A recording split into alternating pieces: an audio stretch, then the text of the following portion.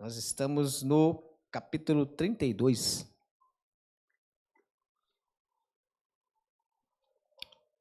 Jó capítulo 32.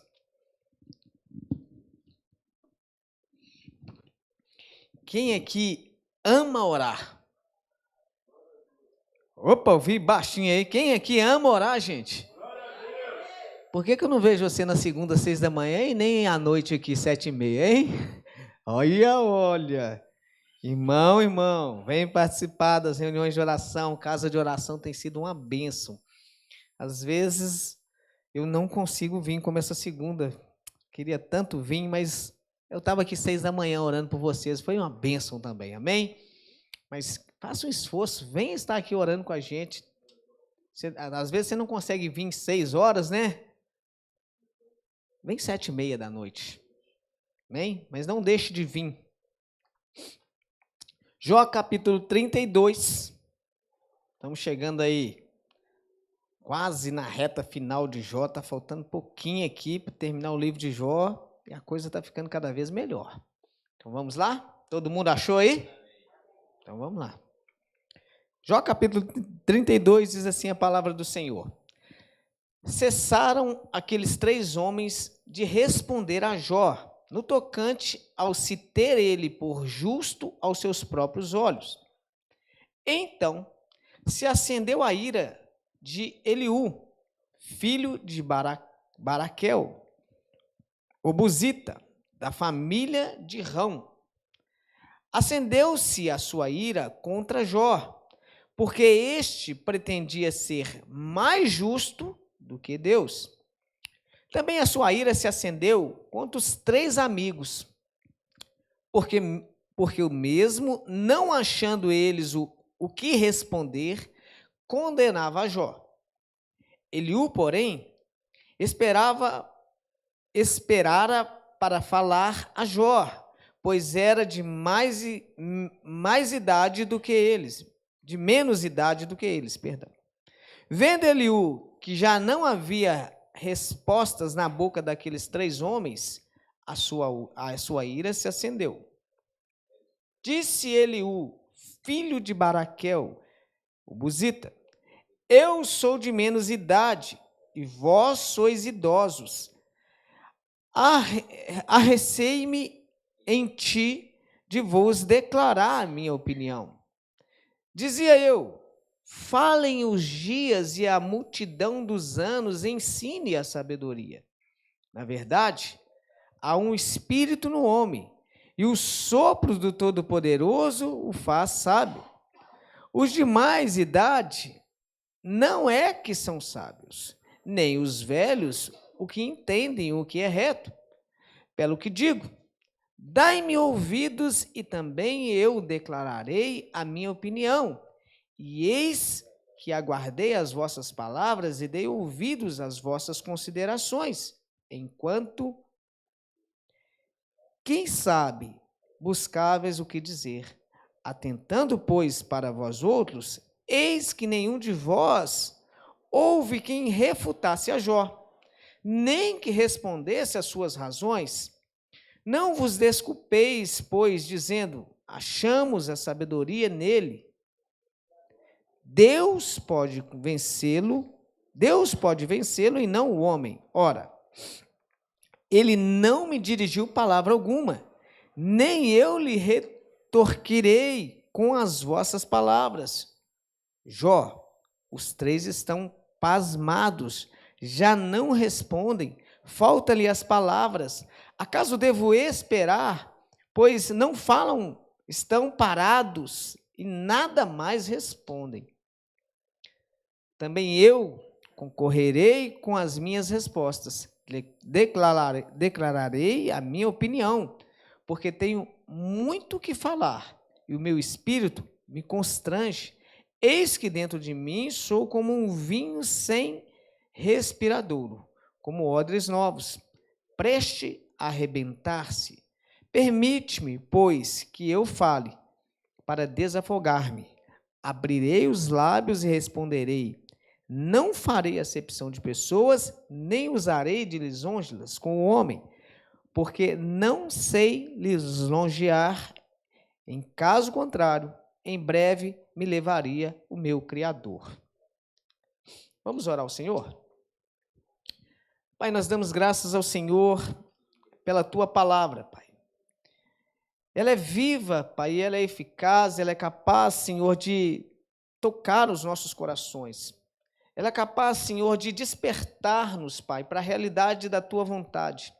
Espírito Santo, que nessa noite o Senhor possa confrontar-nos com a tua palavra, o Senhor possa despertar-nos com a tua palavra, que o Senhor, Pai, possa abrir os nossos olhos para compreender a tua vontade, o teu desejo aqui nessa noite.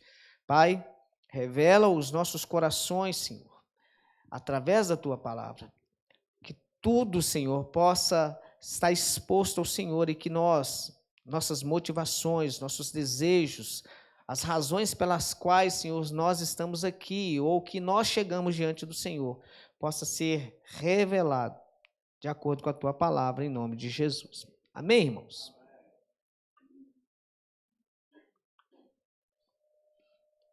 No capítulo 31, encerra a fala de Jó, ou a defesa de Jó. Do capítulo 26 até o 31 ali, Jó vem trazendo os argumentos dele que levava ele a compreender que ele era inocente, que ele não estava sofrendo tudo aquilo ali, mas que ele não tinha culpa. Só que se a gente for olhar a razão pela qual Jó começou a viver tudo isso, o porquê que Deus permitiu que ele vivesse tudo isso, em nenhum momento Deus disse que Jó não pecava para Satanás. Deus disse isso? Não. Deus não disse que a conduta de Jó estava em dúvida. Não disse isso. Pelo contrário, o próprio Deus reafirmou que a conduta de Jó era uma conduta correta. O que foi colocado em xeque através da atitude de Satanás era se as motivações dele era realmente amor a Deus. Pensa, quando Deus diz, olha, você está vendo o meu servo Jó, lá no capítulo 1, homem reto, temente a Deus, se desvia do mal. E aí Satanás fala, mas também o Senhor cerca ele de bens, ou seja, ele faz isso só por causa dos bens que o Senhor dá a ele. A motivação dele diante do Senhor é os bens. Tira os bens dele que ele vai amaldiçoar o Senhor, que ele vai rejeitar o Senhor. E Deus fala com Satanás, então tudo bem, vou permitir que você toque nos bens dele. E Satanás tocou nos bens dele, lembra? Tomou tudo que ele tinha, até os filhos tomou. E ele disse, Deus deu, Deus tomou, bendito seja o nome do Senhor. E aí, novamente, Satanás se apresenta diante de Deus. E aí, o que Deus fala? Você está vindo de onde? Estou passeando pela terra. Você viu meu servo Jó? Mesmo que você disse que ele me induziu, ou mesmo que você disse que se tocasse nos bens dele, ele pecaria, ou ele rejeitaria, ele amaldiçoaria a Deus, a mim, todavia, ele permanece sendo reto, justo e temente a Deus e se desviando do mal. Satanás disse, olha, o homem, pela sua vida, ele faz qualquer coisa. Se tocar na saúde dele, se ele perder a saúde, se ele perceber que a vida dele está em risco, ele vai amaldiçoar o Senhor. E Deus disse, então vai. Permitiu novamente que Satanás fosse. Satanás tocou em Jó, trouxe feridas, então Jó perdeu todos os bens, perdeu tudo que ele tinha, porém ele permanecia ainda temente ao Senhor. Ele ainda permanecia com uma conduta que era uma conduta esperada por alguém que ama a Deus. A motivação estava em jogo. Não estava em jogo se ele pecava ou não pecava, se ele vivia uma vida de prática de pecado. Não. E Jó sabia que ele não vivia uma vida de prática de pecado. Que ele era alguém, teoricamente, um bom crente. E quando os amigos de Jó começam a questionar ele, automaticamente Jó começa a analisar toda a sua vida, sua história. Jó está passando por todo aquele sofrimento, passou por tudo aquilo, agora ele começa a ser questionado. Você vai lembrar que muitas vezes os amigos dele, falando mentiras sobre ele, dizia que a razão pela qual ele estava vivendo aquilo é porque ele praticava pecados. Provavelmente ele era alguém um adúltero, ou então que ele era alguém impiedoso. E muitas falas muito duras foi dita. E nesse tempo que eles estavam acusando ele, era um tempo que ele tinha que dar resposta. E automaticamente ele estava refletindo sobre a história dele, analisando a história dele.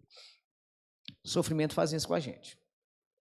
Quando a gente está passando por um sofrimento, a gente começa a analisar a nossa história, a nossa caminhada. Às vezes, o sofrimento nos conduz cada vez mais à humildade, a reconhecer a nossa dependência, a nossa incapacidade ou a nossa fragilidade. E Jó, no início de todo esse processo, você vai lembrar que a primeira fala de Jó, quando ele sofreu tudo, a primeira perda é: Deus deu, Deus tomou. Bendito seja o nome do Senhor. Até ali ele estava totalmente firme, certo, convicto. Só que esse período de sofrimento que Jó passou, irmão, não foi um dia, não foi 2 dias. Estudiosos dizem que foram meses, quase 1 ano de sofrimento. Um processo muito intenso e muito grande. A gente começa a ver aqui no finalzinho da conversa de Jó, que Jó analisando toda a sua história, porque ele teve que analisar a história, porque toda vez que ele era questionado sobre uma prática de algum pecado, ele tinha uma resposta. Quando ele começa a responder aqui, você vai ver que Jó começou a se achar agora um injustiçado. No capítulo 31, Jó tem a audácia de dizer que queria que Deus o julgasse, que ia ver que ele é inocente. Será que Deus não sabia que em algum momento Jó ia revelar isso, um coração que está autoconfiante? Ele não está rejeitando a Deus, mas aqui ele está mostrando que o coração dele ainda precisava ser tratado de algumas coisas. O sofrimento que ele passou começou a mostrar agora que o coração dele ainda existia algo para ser tratado. Ele fala no capítulo 31, falando sobre as boas ações dele, falando: olha, eu não sou adúltero, eu não sou injusto. Ele começa a falar sobre tanto de coisa que ele não praticava. E ele fala assim: ó, essa minha defesa é minha coroa. É baseado nisso que eu me apego.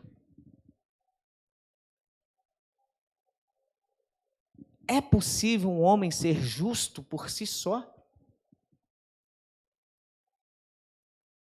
A afirmação de Jó é que ele é justo diante de Deus. Existe possibilidade de alguém ser justo diante de Deus? O sofrimento, irmão, ele vai revelar algo no seu coração. Você pode ter certeza. Mas você entenda que todas as coisas cooperam para o bem daqueles que amam a Deus. Para Deus, não era surpresa o que Jó estava revelando. E aqui, ele só viveu tudo isso porque Deus o amava. Porque ao revelar esse tipo de comportamento, esse tipo de convicção, ele tinha agora a possibilidade de ser repreendido por Deus e arrepender dos seus pecados. Talvez, quando as pessoas olham para a nossa vida e vê um homem ou uma mulher que busca fazer tudo certinho. Mas será que você está se apoiando nas boas obras que você pratica, irmão? Será que quando você viver a repreensão de Deus, porque em Apocalipse 3,19, Deus chamando a responsabilidade às igrejas, Deus diz: eu repreendo e castigo a todos os que eu amo. Efésios vai dizer que Deus, como um bom pai, ele traz repreensão, ele traz juízo, ele traz, disciplina aos seus filhos. E isso faz parte da bondade, do amor do Senhor. Tudo que Jó está vivendo pode ser visto como bondade de Deus na vida dele. Como assim? Porque isso levou ele a cada vez mais se aproximar do Senhor e o coração dele ser exposto. Isaías, ele chamava o povo ao arrependimento, chamava o povo a um conserto com Deus.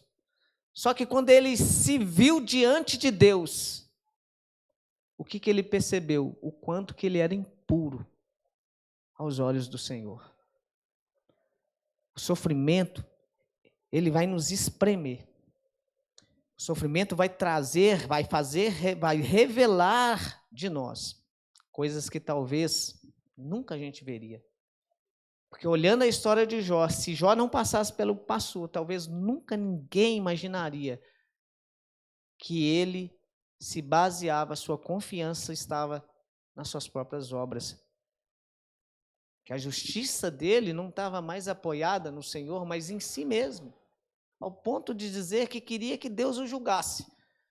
Que Deus ia o encontrar inocente. E diante de tudo isso, a gente vê os amigos que se calaram.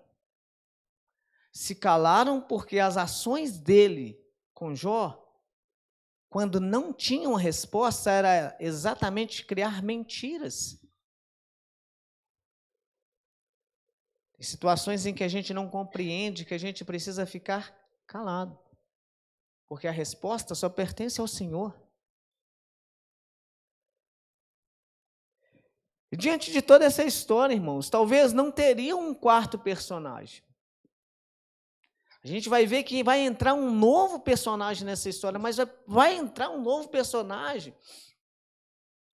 Mas ele só vai entrar, pelas características dele, nós vamos ver que ele só vai entrar por permissão exclusivamente de Deus, porque ele não teria a menor possibilidade de entrar na discussão daqueles 3 homens teoricamente sábios, experientes, de grande conhecimento. E o texto se inicia no versículo 1 aí, dizendo exatamente isso, e diz assim: aqueles 3 homens cessaram de responder a Jó, porque era justo aos seus próprios olhos. O texto começa dizendo que Jó se achava justo, e diante disso, os 3 amigos perderam o argumento, não tinham o que dizer para Jó. Aí no versículo 2, nós vamos ver um novo personagem entrando na conversa. E o nome desse homem é Eliú. E aqui fala um pouquinho sobre Eliú. No verso 2 diz que Eliú era da cidade de Bus, da família de Rã. E diz o texto que ele se indignou, olha aí no seu versículo 2 aí, indignou-se muito contra Jó, porque este se justificava a si mesmo diante de Deus. Esse homem, depois a gente vai ver algumas características dele, ele não era para ele participar. Ele estava ali parado, ouvindo tudo, vendo tudo acontecer, vendo as discussões, vendo as acusações, vendo as respostas de Jó e observando. A palavra do Senhor nos fala que a gente tem que ser exatamente desse jeito, tardio a se irar, né? E atentos a ouvir. E era exatamente isso, no livro de Tiago fala isso. Eliú estava exatamente nessa posição, caladinho, ouvindo tudo ali e vendo tudo que estava acontecendo. E a gente vai ver que ele percebeu muitas coisas. E dentro das coisas que ele percebeu, a gente tem um princípio da palavra de Deus que diz que a boca fala o que o coração está cheio. Através das palavras, ele percebeu muitas coisas. E verso 3 diz que ele também se indignou por outra coisa. Ele fala assim: também ficou irado com os seus 3 amigos, por haverem ficado sem palavras para efetuar os argumentos de Jó. E mesmo assim mantiveram as suas acusações, afetando assim o próprio Deus. Ele se indignou por 2 razões. Primeiro, pela postura e a conduta de Jó, que se achava justo aos seus próprios olhos. E como que ele sabia disso? Pelas palavras de Jó. Pelo que Jó estava afirmando, pela forma como ele afirmava, pela forma como ele se justificava. Eliú sabia que ele estava errado diante do Senhor. Porque Eliú tinha uma outra teologia, e aqui vai apresentar exatamente isso, uma outra forma de perceber as coisas, que é exatamente da parte de repreensão e cuidado de Deus sobre aqueles que ele ama. E Eliú também ficou irado com a atitude dos 3 amigos. Por quê? Porque a teologia apresentada por eles era a teologia que, se você faz o bem, você recebe o bem. Se você pratica o mal, você recebe o mal. Então, se você está sofrendo, porque você é um pecador, porque você pratica o pecado. Se você está bem, então é porque você é alguém que é abençoado por Deus, porque você faz a coisa boa. Essa é a teologia apresentada pelos 3 amigos. Era nisso que eles acreditavam. E baseado no que eles acreditavam, eles não tinham argumento diante da situação que eles não conheciam. Eles não conseguiam dar resposta para aquela situação. Então, a única resposta que eles achavam para aquilo é: se você está sofrendo, então porque você está praticando pecado. E aí você vai lembrar de todo tipo de acusação que Jó sofreu dos 3 amigos. E Eliú estava revoltado, porque acabou que ele perdeu o argumento, os 3 perderam o argumento diante de Jó. E também porque era baseado no que eles entendiam, que eles acreditavam que fosse, e não baseado na verdade. Vai ter momentos, irmão, que você não vai ter o que falar diante do sofrimento. Se você não tem o que falar, faça como o iniciozinho, quando eles chegaram. Eles ficaram 7 dias em silêncio. Talvez foi os melhores momentos deles. Talvez foi o momento que eles mais foram usados por Deus. O momento que ficou em silêncio. Você não tem que dar resposta para todas as coisas. Talvez você não tenha resposta para todas as coisas.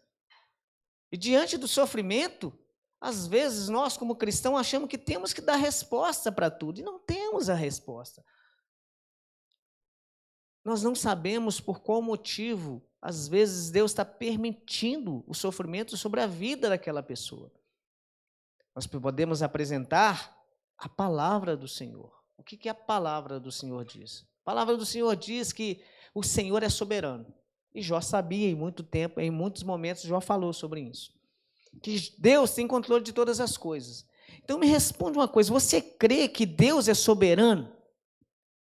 Sim ou não, irmãos? Você crê que Deus tem controle de todas as coisas? E por que às vezes você questiona Deus diante das situações que você vive? Por que às vezes você se coloca exatamente como Jó se colocou? Porque Jó aqui está se colocando em pé de igualdade com Deus. Você já orou dizendo para Deus que não aceitava mais aquela situação na sua vida? Você já falou isso com Deus? Você já orou falando para Deus que você não quer mais aquilo na sua vida? Como se fosse você que definia as coisas? Porque essa é a situação que está acontecendo aqui. Jó está apresentando as suas boas obras e dizendo: olha, está vendo? As minhas boas obras é o que me dá segurança diante de Deus. Eu sou justo. Eu sou um bom crente. Eu dou o dízimo. Eu ajudo as pessoas. Ninguém tem o que falar de mim porque eu sou bom. Ninguém tem que questionar nada de mim. Eu sou bom. Pode perguntar às pessoas porque eu sou bom. Eu não adultero. Eu não roubo ninguém. Eu não aproveito de ninguém. Olha para minhas condutas, olha para você ver se eu não sou bom. Irmão, Jó começou a olhar para isso. Sabe o que Jó fez? Chegou no finalzinho, o que Jó está falando? Que aquilo ali garantia a justiça dele diante de Deus. O sofrimento vai levar você a refletir. E aí? Quando esse amigo ouviu tudo isso e ouviu a fala de Jó, ele se indignou. E aqui quando fala que os nomes, as características dele, não é para exaltar ele, irmão, é para desmerecer e dizer o quanto que ele era alguém improvável no meio daquele diálogo. Deus precisou usar alguém improvável, alguém que não participaria daquele diálogo. Por quê? Por causa da sua pouca idade, por causa da sua família, por causa de onde ele nasceu, por causa de tudo. Deus usou alguém, talvez que nunca poderia falar com Jó, para poder repreender a Jó, para poder mostrar o quanto que ele estava errado, para mostrar o quanto que os amigos estavam errados, porque logo depois do diálogo de Eliú, Deus vai falar. Eu vou adiantar só uma primeira fala de Deus, depois do diálogo de Eliú. A primeira fala de Deus para Jó é: vejo pelas suas palavras, questionando a minha sabedoria, o quanto você é ignorante. A primeira resposta de Deus para ele foi isso. Será que Deus, ao olhar para a sua oração diante dele, por causa do sofrimento que você tem, será que Deus, ao olhar os questionamentos seus com ele, o que ele falaria sobre a sua forma de lidar com ele ou de falar com ele? Verso 4, diz assim: Eliú havia guardado o seu momento para falar com Jó, pois os outros eram mais velhos que ele. Assim que Eliú notou que os três já haviam esgotado todos os seus argumentos, sucessou, ou seja, acabou completamente, ficou muito bravo. Ele não podia falar, porque ele era mais novo.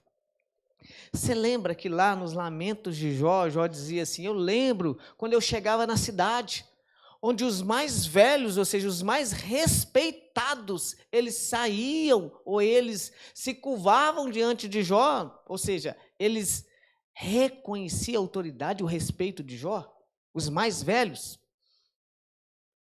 Eliú está dizendo aqui que ele é alguém de pouca idade, que provavelmente ele não teria nem a atenção dele numa discussão. Uma discussão é onde está em xeque a sabedoria e a experiência para trazer resposta para situações de sofrimento. Eliú fala que ele estava calado, observando e esperando.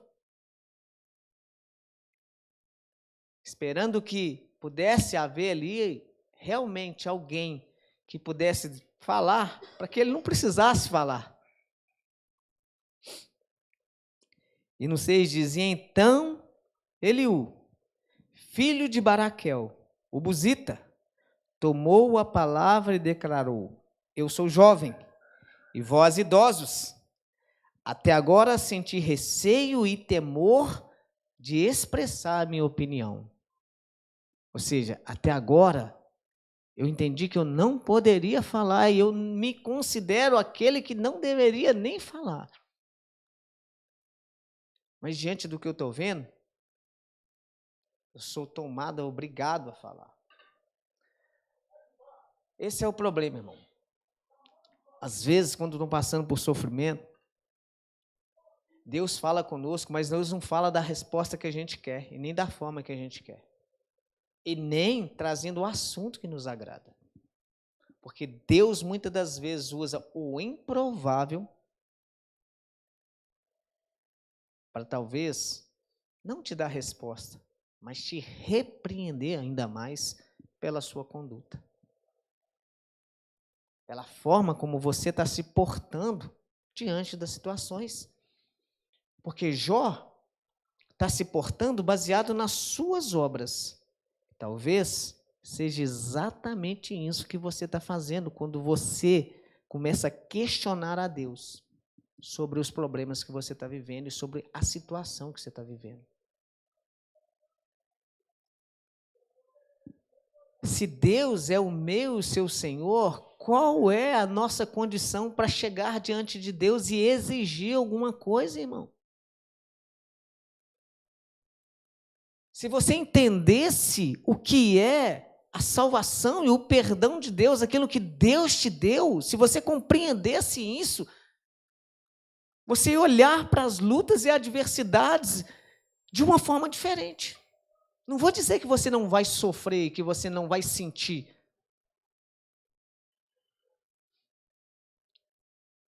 Talvez o grande problema nosso diante do sofrimento é que nós olhamos para as circunstâncias,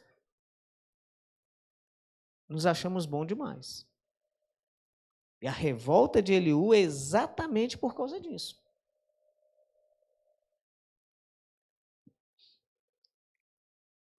Experiência diferente de sabedoria. Experiência sem direção de Deus se torna argumentos vazios, sem sentido, uma verdadeira mentira. E era exatamente isso que acontecia ali. A sabedoria vem do Senhor. No 7, diz assim: e pensava eu que a experiência fale mais alto e os muitos anos de vida ensine a sabedoria. Eliú dizendo, olha, eu estava pensando que o fato de ter aí 3 homens amigos, sabe, pessoas experientes, pessoas mais velhas, vividas, com a bagagem do cristianismo, uma pessoa que tem muito tempo já na igreja, pensei eu que essas pessoas aí, por essa bagagem, elas iam vir trazendo a sabedoria, que a sabedoria está agregada à experiência, né? E os muitos anos, eu pensei que era assim. E às vezes a gente pensa que é assim, né? E no 8 diz assim, contudo, o homem tem um espírito, e o sopro do Deus Todo-Poderoso é Ele que lhe proporciona entendimento. Ele está dizendo, olha, Deus traz entendimento ao homem no seu espírito. Não tem nada a ver com idade, não tem nada a ver, sabe, com experiência. Tem a ver com a ação de Deus sobre o homem. E por que ele fala isso? Porque ele agora vai falar e ele é alguém mais novo. Então ele está dizendo, olha, eu não estou aqui falando porque eu tenho as prerrogativas que vocês têm, porque eu tenho a mesma bagagem que vocês têm, mas eu só vou falar porque a sabedoria não depende da experiência e de muito tempo de vida, mas a sabedoria depende da ação de Deus sobre o homem. Ou seja, eu vou falar não por mim mesmo. Diz assim, no verso 9, não sou apenas o mais velho, não são apenas os mais velhos, perdão, irmãos, os maiores e mais sábios, nem os mais idosos que detêm o conhecimento do que é certo. Isso não está ligado a essas características, porque às vezes a gente entende que é assim, né? E nesse tempo era entendido que era assim. Há muita idade, há muito tempo de caminhada no Evangelho, poderia dizer que talvez aquela pessoa seria uma pessoa mais sábia, que ela detinha o conhecimento, a sabedoria divina. Mas não é isso, e é isso que ele está afirmando. E isso é bom afirmar para mim e para você, porque pode ser que em algum momento, alguns conselhos, como os dos amigos de Jó, venham exatamente de pessoas que você admira, que você respeita.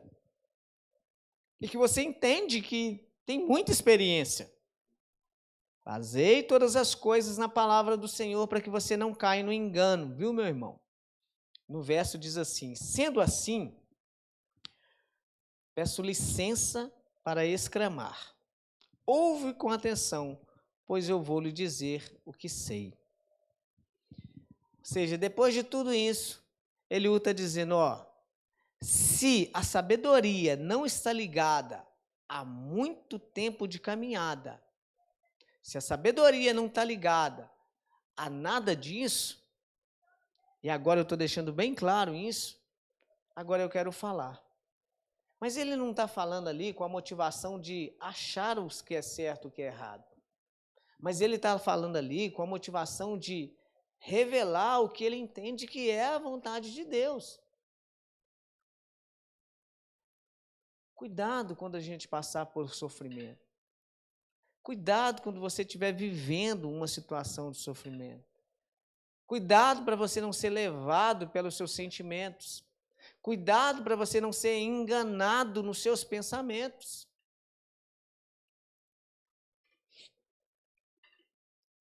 E diz assim,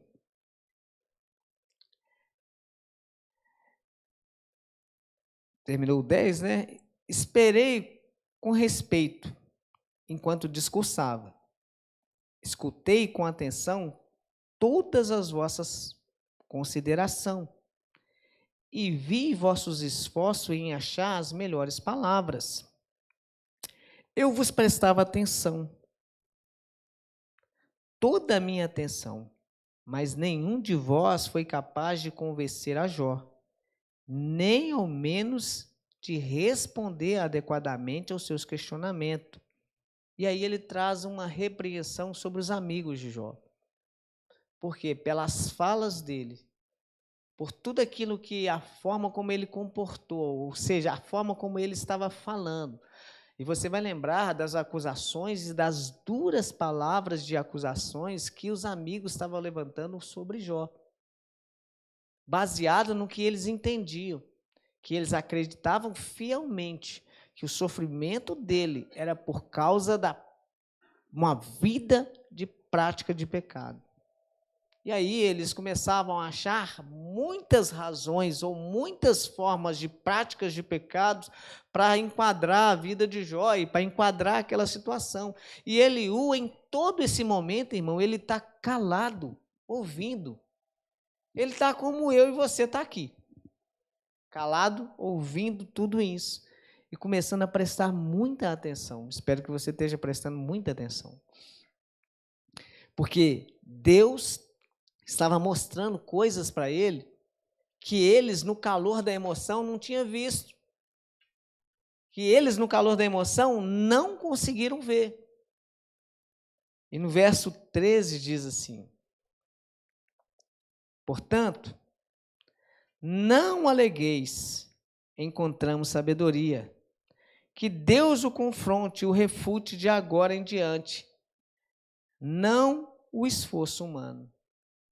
Tudo que eles tinham feito até aquele momento era meramente um esforço humano a fim de convencer a Jó das falhas e do pecado. Vou dizer para você, irmão, se você está aqui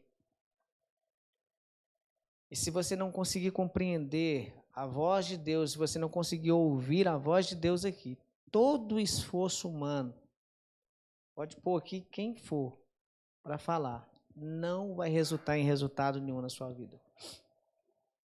Porque o esforço humano não é o que nos convence. Não é a minha boa performance aqui que vai te convencer. Eu não posso simplesmente usar os meus próprios argumentos para te mostrar o quanto que você tem falhado, o quanto você tem errado. Eu preciso mostrar o que a palavra de Deus diz a você. E por mais que eu possa me sentir indignado diante da postura e da conduta de muitos irmãos, e nós sentimos, irmão, porque às vezes nós mostramos para você a palavra do Senhor, às vezes nós repreendemos vocês de acordo com a palavra do Senhor, mas, novamente, vemos irmãos caindo nos mesmos erros, nas mesmas falhas. Porque não tem a ver com a nossa performance, mas tem a ver com a palavra. Você precisa receber o que é falado aqui como a palavra do Senhor, porque é somente a palavra do Senhor que pode te convencer do pecado, da justiça e do juízo. Essa não é a ação do próprio Espírito? E Eliú está dizendo exatamente isso. Não diga que vocês têm sabedoria. Sabedoria vem de Deus. Ela não tem a ver com o homem, com o esforço humano. O esforço humano não consegue alcançar a sabedoria. Diz assim, todavia, versículo 14, todavia, Jó não dirigiu contra mim as suas palavras, portanto, não lhe retorquirei com os mesmos argumentos que tecestes. Vede, pois, eis que estão desconcertados e falta-lhes palavras. Devo esperar. Afinal, eles não abrem a boca e ficaram sem argumentos e não conseguem responder a mais nada. Esse é o resultado de agir por nós mesmos. Às vezes, irmãos chegam para a gente, passando por alguns problemas, e quer que a gente traz uma solução para ele. Às vezes o irmão quer que a gente chegue e fala com ele o que ele tem que fazer. Só que essa não é a função minha, não é a função do pastor. A função dele é apresentar a palavra. E se em algum momento não tiver resposta para isso, a resposta mais certa é: vamos orar. Porque a resposta pertence ao Senhor. E não é isso que aconteceu. Esses homens ficaram sem palavras justamente porque falaram muito, mas falaram muito baseado nas suas próprias experiências. Vai ter momentos que você vai estar como conselheiro de alguém. Você vai ser alguém que vai trazer um conselho de Deus. Você como cristão, você como um homem ou mulher de Deus, lembra que o que você precisa fazer é mostrar o que a palavra de Deus fala. Não se envolva sentimentalmente na situação, porque provavelmente você vai se comportar de uma forma totalmente errada. E os amigos de Jó, em alguns momentos, eles se colocaram na defesa do próprio Deus. Eu vou defender Deus aqui, tadinho, Deus está precisando de uma ajuda. E eles fizeram isso muitas vezes, e Eliú está percebendo, está olhando, está vendo tudo isso. O que Eliú está falando é exatamente isso, eu estou vendo tudo isso. Então, irmão, se em algum momento você estiver diante de alguém que está sofrendo, passando por uma circunstância muito difícil,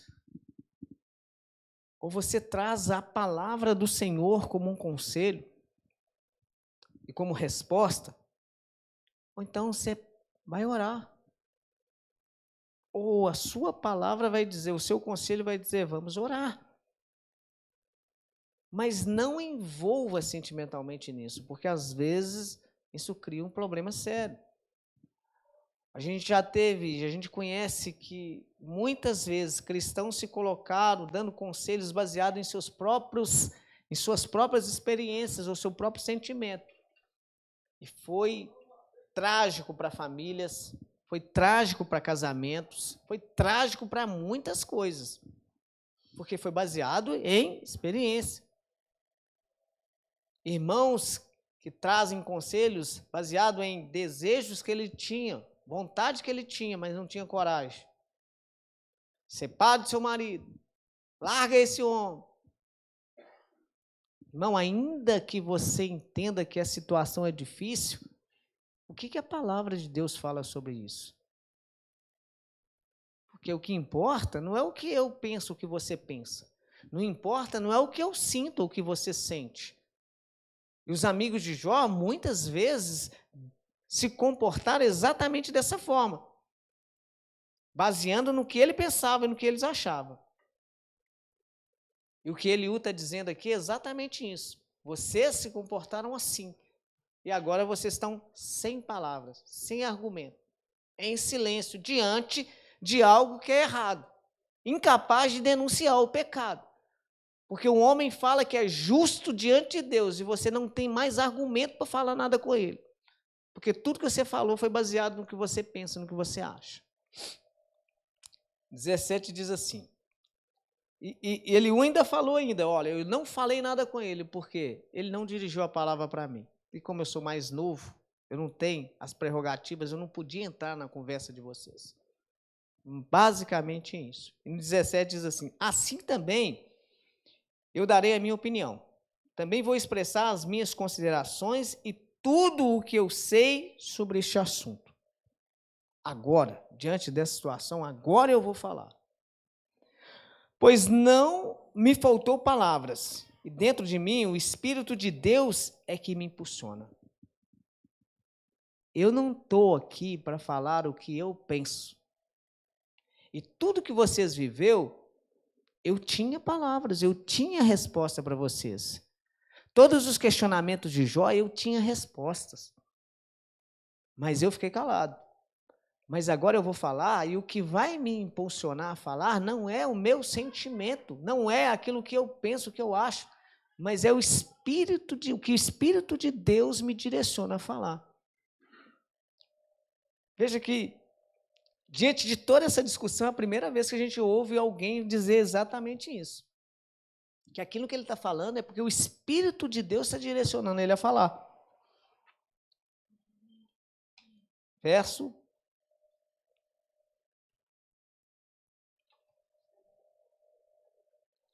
no 19,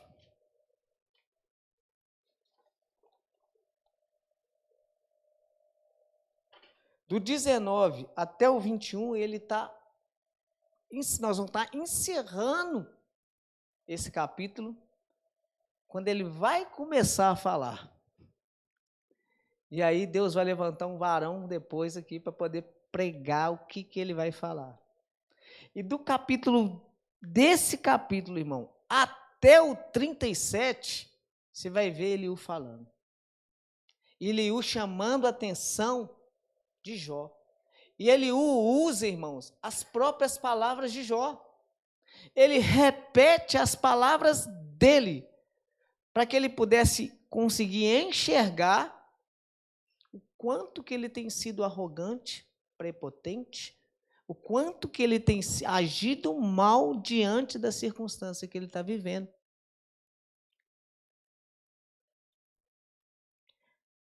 Quando Deus chama a trazer a mensagem, não podemos nos calar. Precisamos ter coragem e não olharmos para a condição.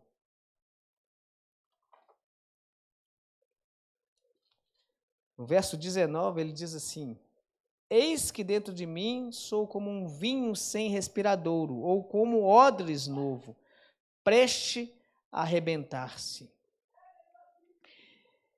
Ele estava tão angustiado, tão doido para falar, que ele estava se sentindo, sufocado, por ver tudo aquilo ali e não poder entrar no meio.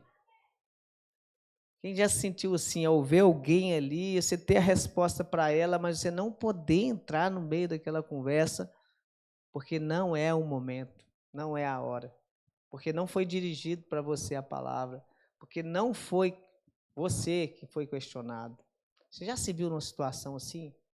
Você tem a resposta para a pessoa, Deus está enchendo o seu coração ali para você falar, mas você sabe que não é o momento. Exatamente isso que aconteceu. E ele disse: tenho de falar, isso me aliviará. Tenho que abrir os lábios e dar vazão às palavras. Não protegerei sem justiça um lado ou outro, a ninguém adularei, porquanto não sou bajulador, pois se assim fosse, o meu Criador em pouco tempo me retiraria a vida. E aqui termina o capítulo exatamente com essas palavras, dizendo: olha, eu tenho que falar. Eu não sou nenhum bajulador, mas eu tenho que dizer. Eu não estou aqui defendendo um lado ou outro. Mas eu estou aqui para dizer o que a palavra de Deus diz. Bom irmão,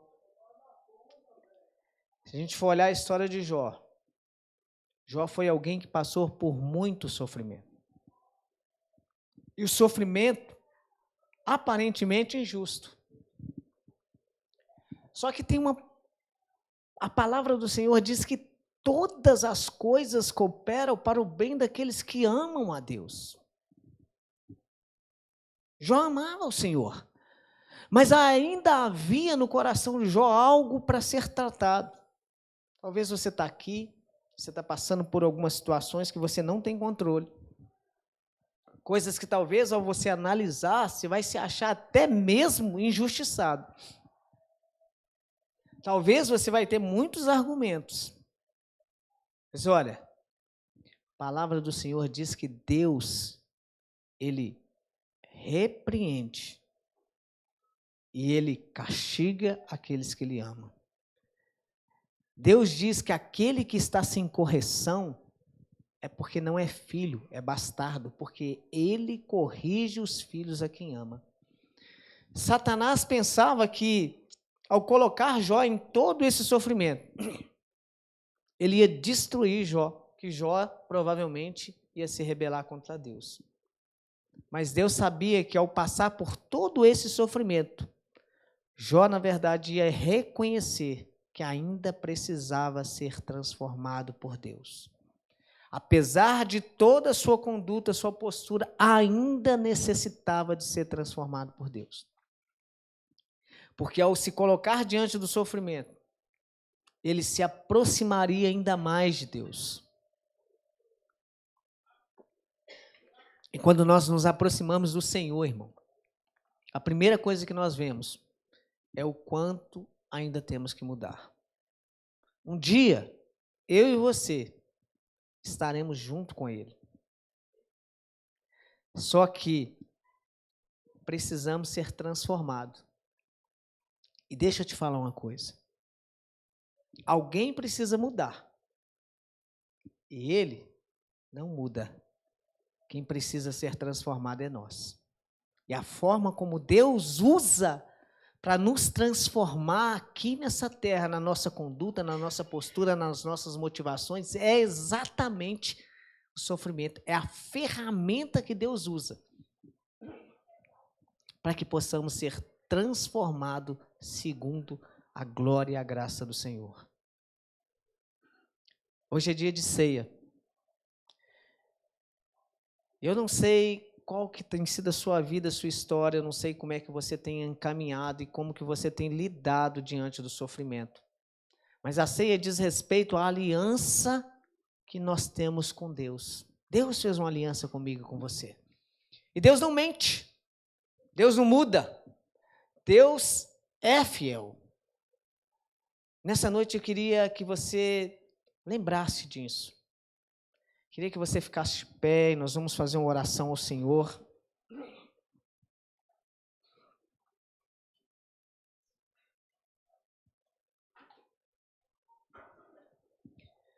Nós vamos orar ao Senhor e se você está aqui, você está passando por um tempo difícil, se você está nos assistindo, está passando por um tempo difícil. Agora é o momento de você começar a entender que Deus não muda. Deus não se engana.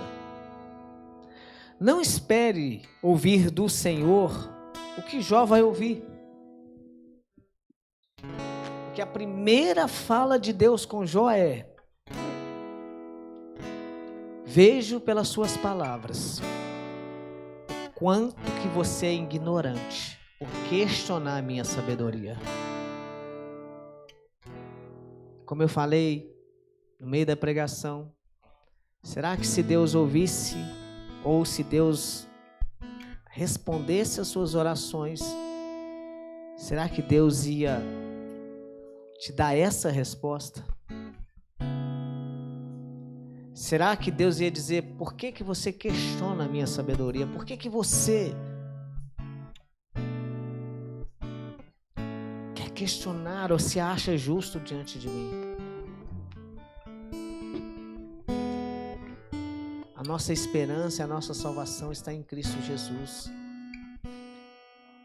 O Senhor é nosso Senhor.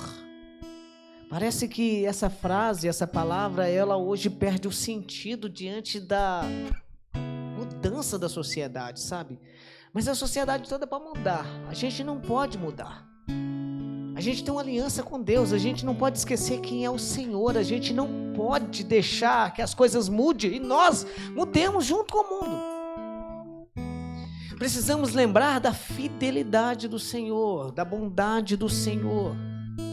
Vai ter momentos que você precisa lembrar somente da palavra do Senhor que diz: no mundo vocês vão ter aflições, mas tem de bom ânimo. Eu venci, vocês também vão vencer. Tem momentos que a resposta que você precisa é só isso, lembrar de Jesus dizendo para você isso. Tem de bom ânimo, se alegre, confie na minha palavra. Dia, irmão, que as coisas não vai dar bem e esse dia mal vai chegar. Vai ter um dia que você não tem o que fazer, você não tem o que falar, você não tem como agir diante da situação. Você precisa confiar no Senhor. Não olhe para a sua vida e comece a achar justificativas para questionar a Deus. Senhor, eu sou tão bonzinho, Senhor, eu faço tudo tão certinho. Jó chegou a esse ponto. Mas ele foi repreendido por Deus. E que você também, irmão, possa lembrar que você não precisa ser repreendido por Deus para entender que Ele é bom. Feche os seus olhos enquanto a gente faz uma oração cantada. Cante também. Fale com o Senhor. A glória, a força e o poder ao Rei Jesus e o louvor ao Rei Jesus.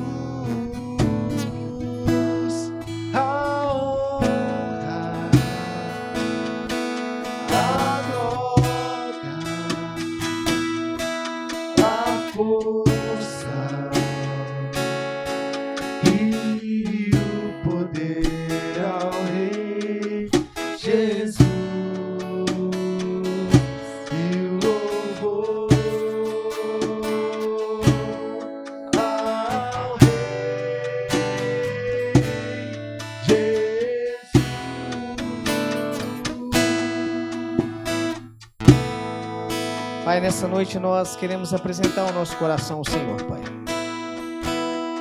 Deus, se ainda existe no nosso coração algum orgulho, Pai, algum senso de justiça própria, alguma prepotência, Senhor, alguma arrogância, Senhor, no nosso falar, Senhor, se ainda existe algo a ser tratado no nosso coração, assim como o salmista falou, nós falamos: Senhor, sonda-nos, o Senhor nos conhece.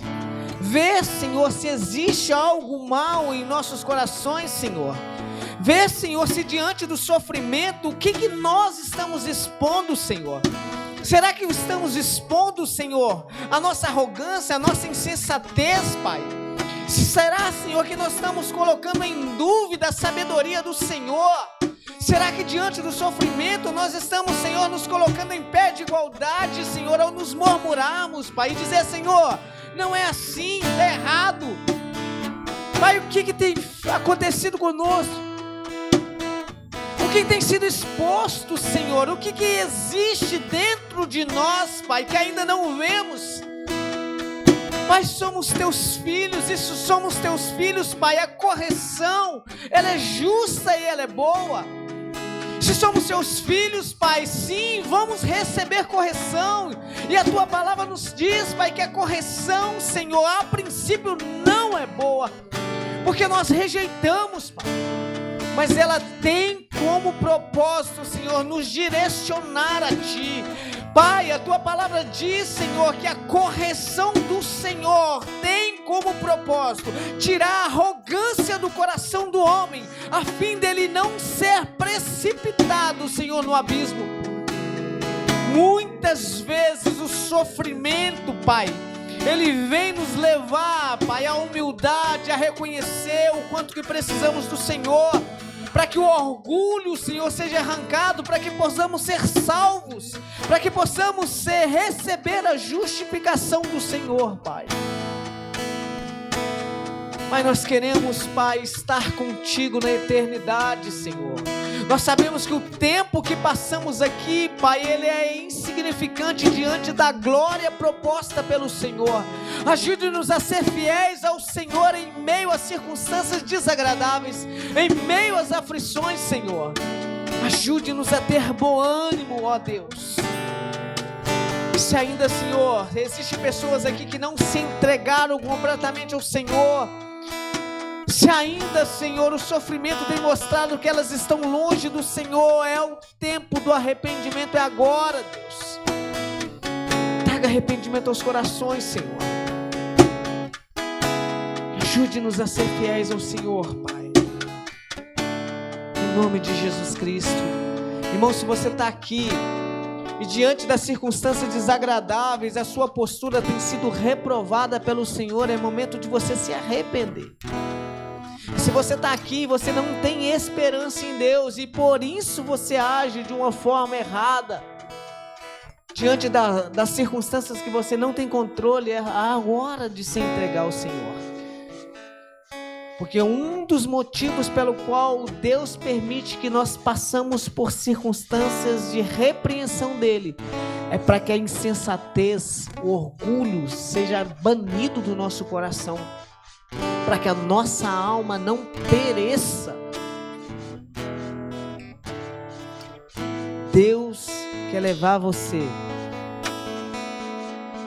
a um lugar onde não existe dor, não existe choro, não existe lágrimas, mas até que esse lugar, até que você esteja lá, essa vai ser a ferramenta do Senhor para trazer humilhação aos orgulhosos, aos prepotentes, para que a alma dele não pereça, para que você se converta ao Senhor. A gente vai estar aqui no final do culto, e se você entende que você precisa conversar, vem, a gente vai poder trazer uma palavra do Senhor para você. Pega a sua ceia, vamos renovar agora nosso compromisso com o Senhor. A ceia diz respeito à renovação. É algo maravilhoso. Diz respeito à aliança de Deus conosco. O Senhor fez uma aliança comigo e com você, irmão. Pega a sua ceia, prepara aí.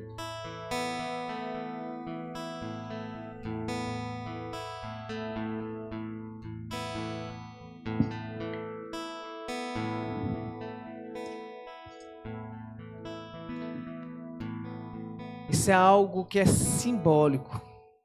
Isso é para quando você comer do pão e beber do cálice, você lembrar da morte do Senhor, do sofrimento que Ele passou, até que Ele volte. Porque tudo isso Ele fez para que pudéssemos ter vida nele. Todo mundo tem a ceia, alguém está sem?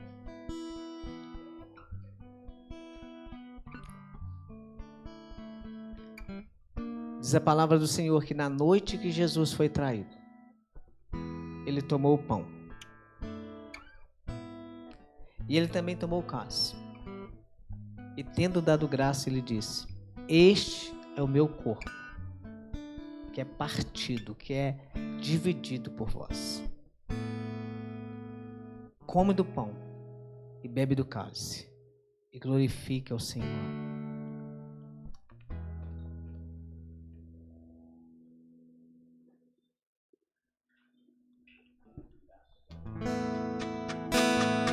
Esse cálice é o teu sangue, Senhor. Ele lembra, Pai, o quanto que o Senhor derramou por nós. E nós somos gratos ao Senhor, Pai. Adore o Senhor, meu irmão. Ele tem uma aliança com você. Aleluia, Jesus.